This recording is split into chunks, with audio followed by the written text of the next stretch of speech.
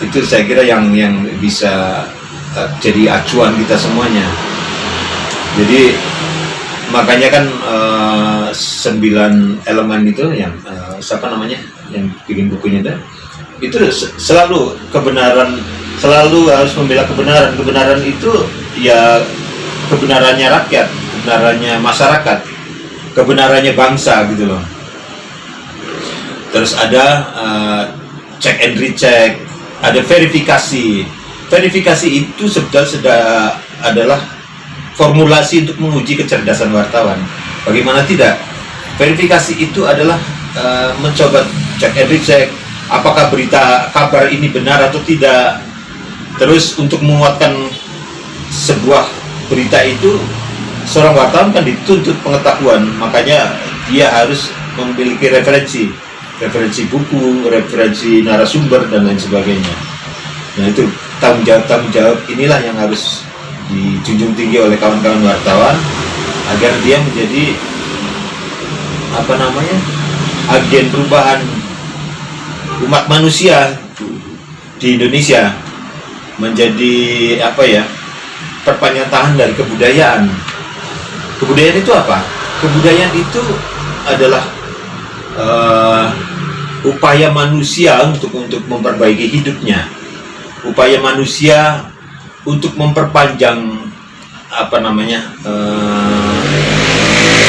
moralitasnya. Dalam kebudayaan itu banyak hal, ada agama, ada kesenian, ada hukum, gitu kan. Teknologi itu kebudayaan. Maka ciri-ciri umat manusia yang beradab itu adalah ketika ada harmonisasi antara agama, politik, teknologi, kesenian, termasuk sastra di dalamnya, itu harus jadi satu kesatuan. Dan penghargaan tertinggi untuk manusia itu adalah penghormatan atau saling menghargai. Itu kira-kira globalnya yang kepengen kita tuju atau IWO tuju itu adalah memperbaiki kemanusiaan dan peradaban. Bukan sekedar tulis-menulis, tapi saya bermimpi jauh ke depan gitu loh. 10 langkah yang mungkin tidak dimiliki oleh organisasi profesi wartawan lainnya, karena mungkin mereka mereka tidak konsen di bidang peradaban ini, kemanusiaan ini. Dan terbukti kan sekarang bahwa media demikian cepatnya berubah. Saya bilang bahwa sekarang ini adalah zaman media yang personal, media yang pribadi, sehingga yang muncul ya nama-nama pribadi-pribadi yang menguasai media sekarang. Media-media besar itu sudah mulai mengencangkan ikat pinggang, bahkan sebagian di antaranya sudah gulung tikar kan. Nah, saya mengajak kemarin kawan-kawan di Lampung Barat itu, mari kita bermimpi, mari kita berimajinasi. Kira-kira media apa yang akan datang gitu loh. Tapi kita yang harus merebut duluan. Sekarang ini kawan-kawan wartawan itu kan jadi follower. Jadi followernya siapa? Jadi pengikutnya Atta Halilintar, dan Raffi Ahmad. Kita di belakang. Padahal kita pemilik media gitu loh. Harusnya orang media itu kan di barisan depan. Karena ini urusan jurnalistik juga kan, sebelum media sosial juga urusan kawan-kawan media. Nah makanya saya minta kawan-kawan ayo bermimpi, berimajinasi, kita melangkah jauh supaya kita nanti yang akan membawa estafet perubahan media itu.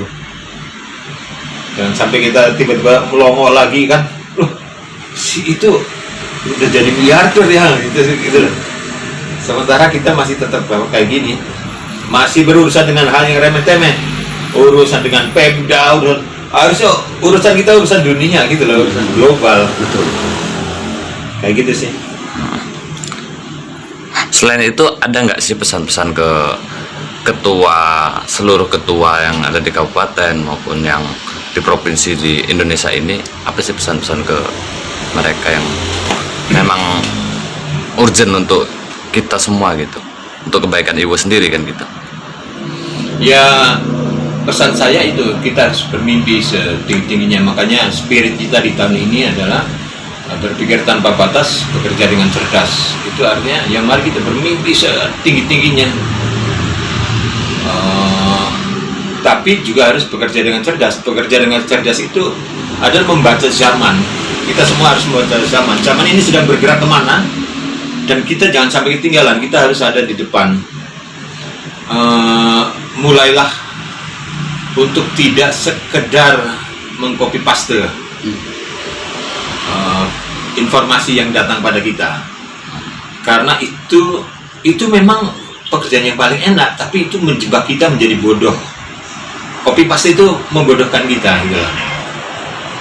Harus bagaimana? Ya harus cek and recheck lagi di dalam, misalnya rilis gitu, itu kan ada beberapa hal yang bisa kita pertanyakan, ada beberapa hal yang bisa kita gali lebih dalam lagi. Di situ kan pasti ada kontak-kontak gitu kan narasumbernya. Misalnya tentang ini antivirus corona yang sudah ada misalnya ya, kan kita harus menguji kebenaran berita itu. Apakah benar antivirus itu sudah mampu menyembuhkan korban COVID atau belum? Ya, wartawan itu kan dibekali keinginan tahuan, curiosity. Nah, itu harus selalu diasah oleh siapapun, bahkan oleh wartawan yang sudah senior pun harus tetap ingin tahu. Nah, ingin tahu itu bisa kemudian menguji kebenaran sebuah informasi. Antivirus itu apa benar kata orang dulu bahwa ini adalah bagian dari bisnis global gitu kan, bisnis farmasi gitu kan. Nah, ujian itu dilakukan oleh wartawan yang pintar menurut saya, karena wartawan bodoh nggak akan mungkin melakukan uji verifikasi itu. Dia hanya menerima informasi kemudian menayangkannya, dan kejahatan wartawan itu lebih kejam daripada kejahatan yang dilakukan oleh awam yang bukan wartawan, meskipun sama-sama menyebarkan informasi gitu loh. Kalau informasi itu hoax, itu dosanya lebih besar wartawan tuh, karena dia udah tahu ilmunya kan. Gitu sih. Jadi ya mari kita bermimpi seluas-luasnya dan bekerja dengan secerdas-cerdasnya.